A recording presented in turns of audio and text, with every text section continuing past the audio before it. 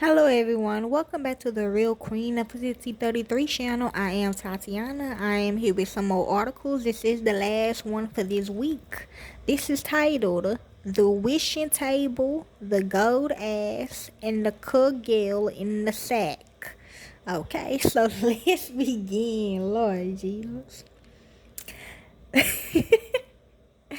Okay, the wishing table, the gold ass, and the cudgel in the sack is a fairy tale by the Brothers Grimm. The original German name is Tischelin Deck Dish Gauselel un Nopiel Osler dem Sack. The tale is classified in the Arnold Thompson Other Index as tale type ATU capitalized 563, the table, the ass, and the stick, as well as 212, the lion goat. I thought I was the ass, but as I read this, I am not. So let's begin. A tailor had 3 sons who was all fed by the milk of their goats. The oldest son was given the task to let the animal graze at the finest grass fields. At the end of the day, the son asked the goat whether it had eaten enough, and the animal confirmed this. However, when they returned home, the goat claimed the opposite, causing the tailor to get upset and drive his son out of the house. The pattern repeats itself with the second oldest and youngest son too, who are also falsely blamed by the goat for not feeding it enough, and as a result are kicked out of the house as well. Only when the father goes out to feed the goat himself and discovers that the creature still claims it hasn't eaten enough does he realize he misjudged his sons. He takes his razor, shaves the goat bare, and loses his rip to drive it out of his house. The tailor is left alone in his house, longing for his son's return. The story then follows each son individually. The first one went to a maker of furniture and learned the craft. After his service, his master gave him a magic table as a sign of gratitude. Whenever he says, "Table, deck yourself," the table decks itself with its finest food and wine. The son decides to travel home and show his father what he learned and earned. On his way, he visits a local inn where he demonstrates the powers of the magic table. Oh, I'm the table, y'all.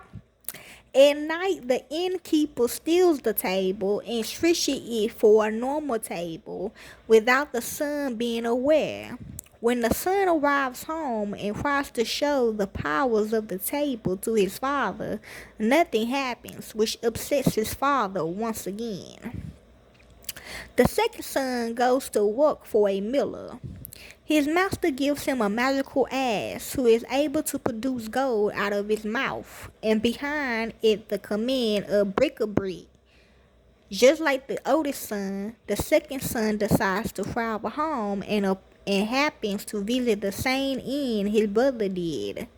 He too demonstrates the powers of the ass to the innkeeper, who once again steals the animal at night and replaces it with a normal ass, without the son being aware what happened.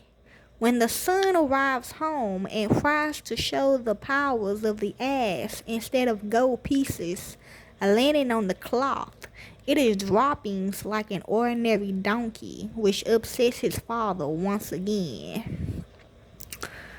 Whoa. The third son went to work for a wood turner and is given a magic cudgel in a bag. Whenever someone is unjust,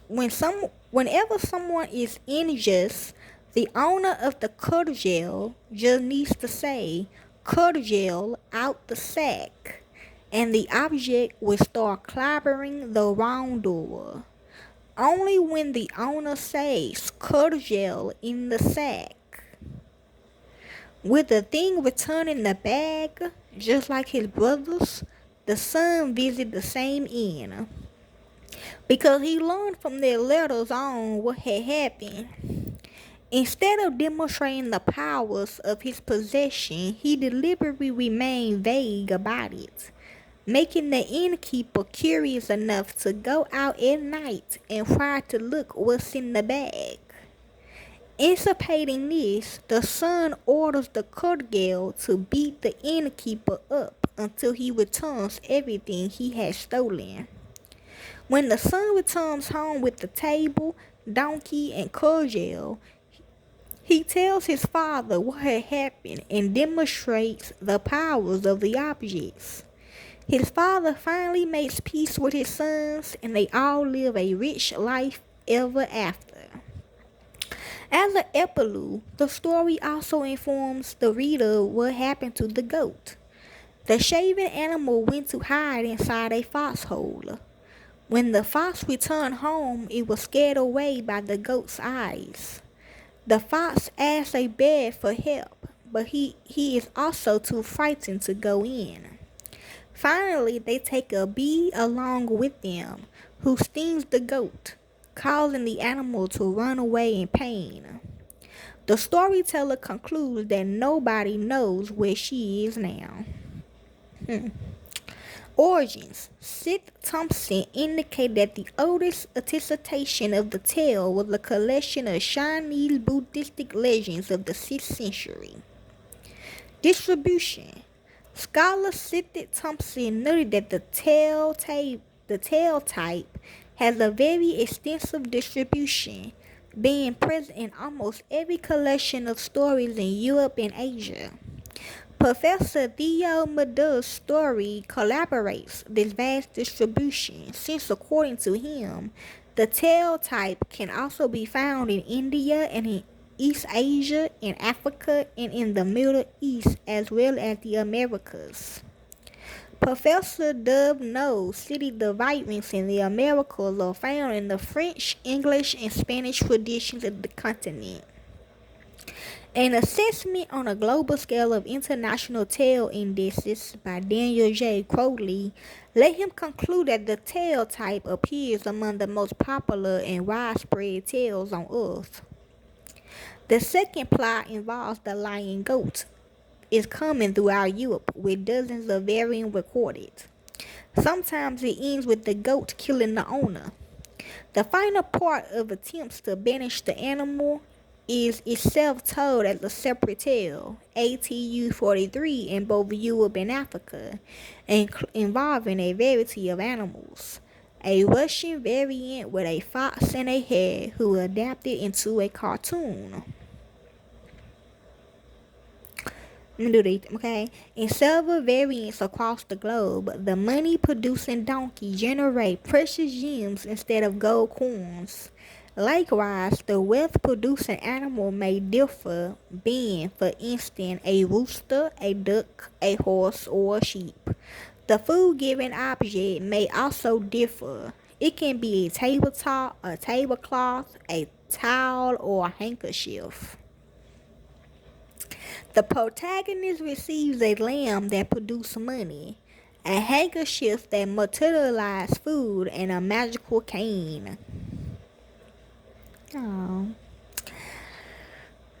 Okay, in popular cultures, the table, donkey, and Cudgel are exhibited in the Dutch theme park, De Efteling. A Hungarian variant of the tale was adapted into an episode of the Hungarian television series Magyar Népesek Hungarian Folk Tales. With a title, The Poor Cobbler and the King of Winds. In this version, the poor man visits the King of the Winds and obtains a lamb that produces money on command, a magic tablecloth, and a beating cane. In Lindenhall Palace, the dining room has a magic table which lowers through a trapdoor into the room below. A duplicate ready set table then rises in its place. And that is basically the story of the wishing table, y'all. Okay? Wish between those three. Okay? Enjoy.